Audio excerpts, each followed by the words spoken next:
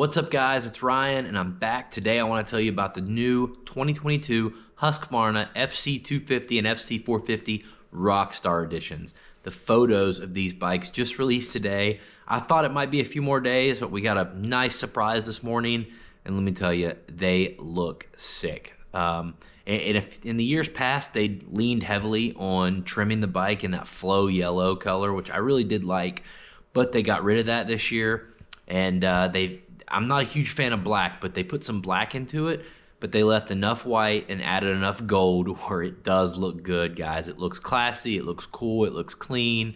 I'm a huge fan of the look once again this year. Now, I'm gonna be dropping some more videos over the next few weeks, kind of dissecting and going into details on the KTM Factory Edition and the Husqvarnas. But today I just want to tell you a couple of the quick things I noticed right off the bat with this Husky 450. As far as changes to this new bodywork design, you know, the motor, the forks, at least on this Rockstar edition, are the same as the KTM. All that's the same. And that's another thing to keep in mind is, at least in years past, the Rockstar edition has the same suspension as the KTM. It doesn't have the 10mm lower forks, so I'm sure I'll get asked that question. But right off the bat, you can tell on the right side number plate, that's been a two-piece design on the Huskies for the last few years. Kind of a pain to change that one piece. A lot of people didn't like it. It puts a break in your graphics and stuff. They got rid of that for this year. It's back to a one-piece plate. Super cool. They didn't reinvent the wheel with the bodywork whatsoever. The shrouds look very similar to the old shrouds, which were designed off a Viking battle axe, which I think is really cool. But if you'll notice something different about the Husky and the KTM, is there is a black piece of, like a black plastic pop-on cover, similar to the way the airbox cover pops on and off, that covers up the shock on the Husky. On the KTM, you can still see some of the shock because it's just the way the plastic comes back.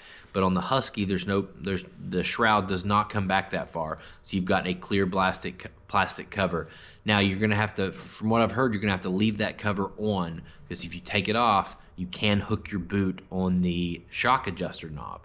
But it's just pretty cool. Just a push rivet style cover, just like the air filter cover, kind of like that.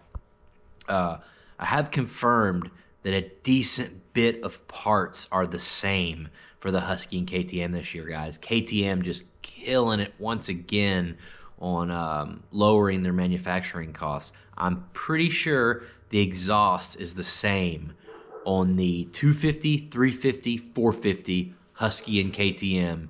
Header and muffler, I'm pretty sure, so that's pretty cool. We know the chassis is the same across all the bike sizes as far as KTM and Husky. So with that being said, with the motor mounts being in the same location, you can have a 450 and you can take the motor right out and put a 350 motor on it, not have to change exhausts or subframes or anything. That is ultra cool, guys.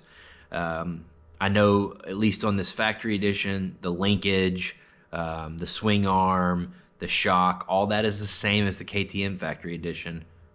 Hey, buddy. Hey, Daddy. What you doing? Probably the best news out of all of this is you Husky guys that absolutely hated that carbon composite subframe.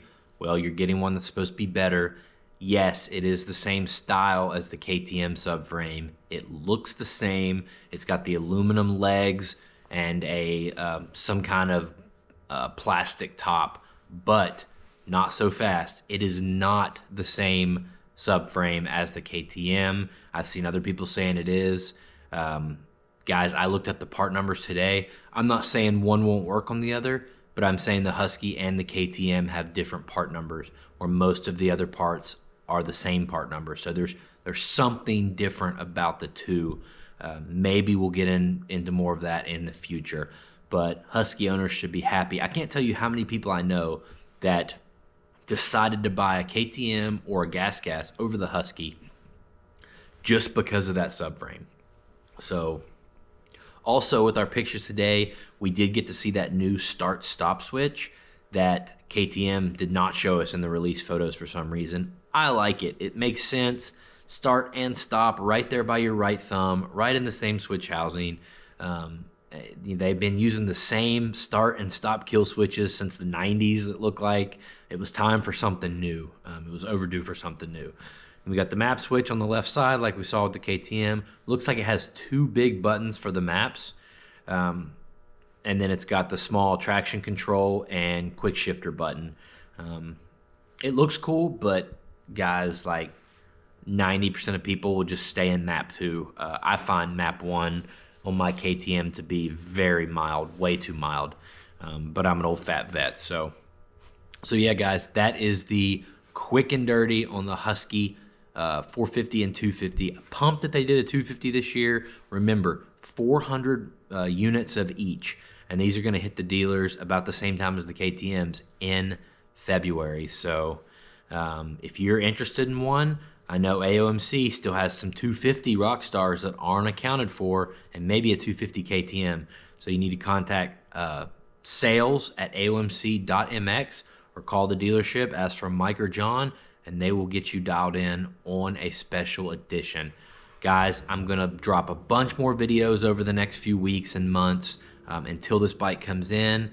I have a KTM 450 factory edition with my name on it. So definitely subscribe, join my race team, hit the blue join button. We're going to learn this new generation of bikes together.